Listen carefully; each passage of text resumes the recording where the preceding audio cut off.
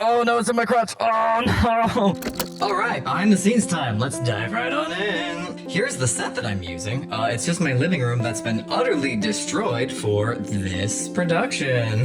The only thing I did was I just utilized the backdrop, just my white wall.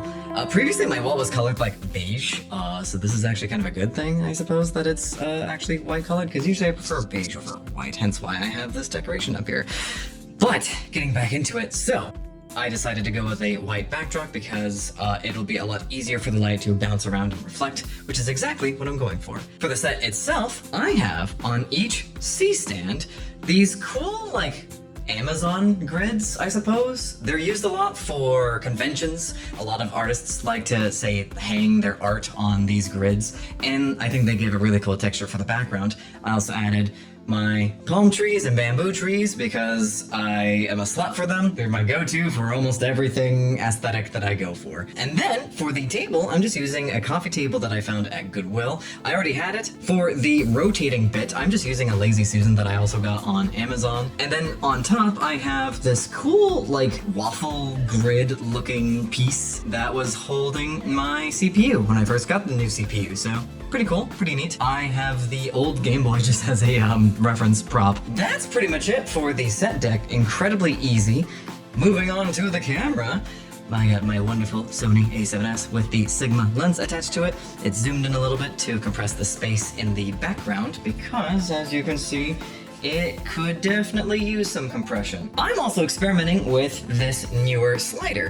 I've had this for a solid year now. Easy enough. One quick note, I'm going with the Sigma lens because it is the cleanest image out of all the lenses that I have. I have a kit lens, I have a couple of Russian lenses, but this I think will keep things nice and sharp. I can always add filters and other things to this shot later in post. And you can see what the shot looks like here. It's pretty cool. 4K, 24 frames, ISO 800.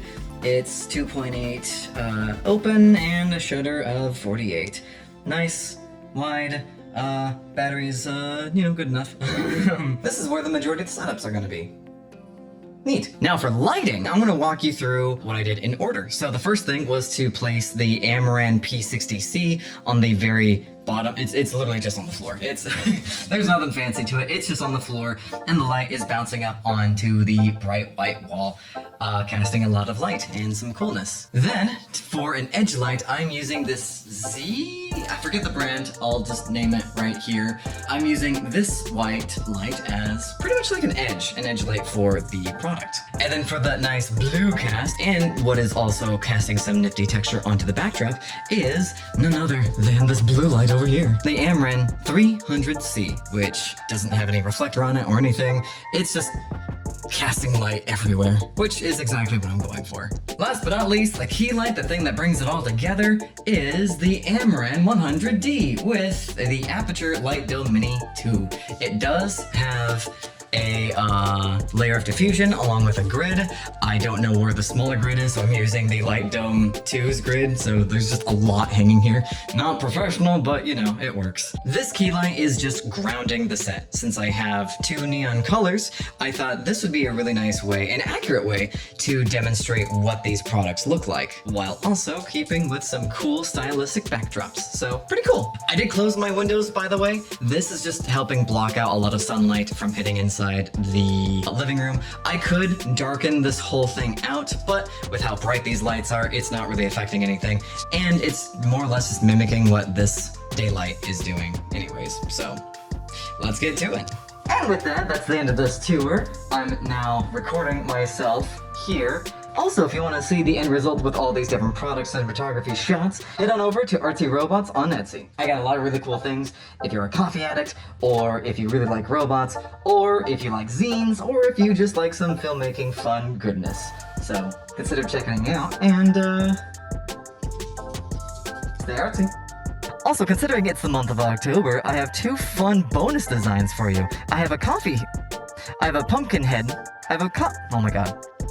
I have a pumpkin boy cup. Oh my goodness. I have a coffee boy. No. I have a pumpkin boy head for funsies.